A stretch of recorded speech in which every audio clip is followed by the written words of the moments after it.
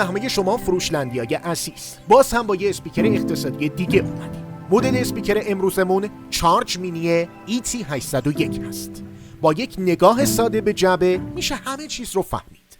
از همون ابتدا میشه فهمید که با یه اسپیکر پایین رده اقتصادی روبرو هستیم.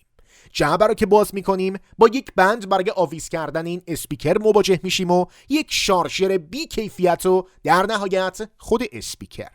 درباره کیفیت کابل شارژ که بهتون گفتم اصلاً قابل بیان نیست. این کش پلاستیکی رو که دور بند آویز دیدم از بقیه ماجرا کاملا ناامید شدم. بریم تا یه نگاه کوتاه به خود اسپیکر بندازیم تا ببینیم که ارزش خرید داره یا نه. ظاهر و بدن یه اسپیکر واقعا خوبه. این خوب رو در حد قیمتش میگیم، ولی متاسفانه باز هم میبینیم که برچسب‌ها و لوگوهای اسپیکر با بدترین و ضعیفترین چسب دنیا به بدنه اصلی اسپیکر چسبیدن.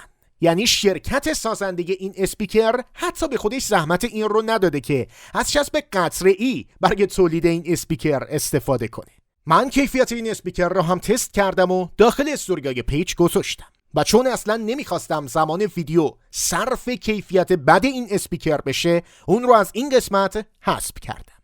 در آخر هم خرید این اسپیکر رو پیشنهاد میدم هم پیشنهاد نمیدم.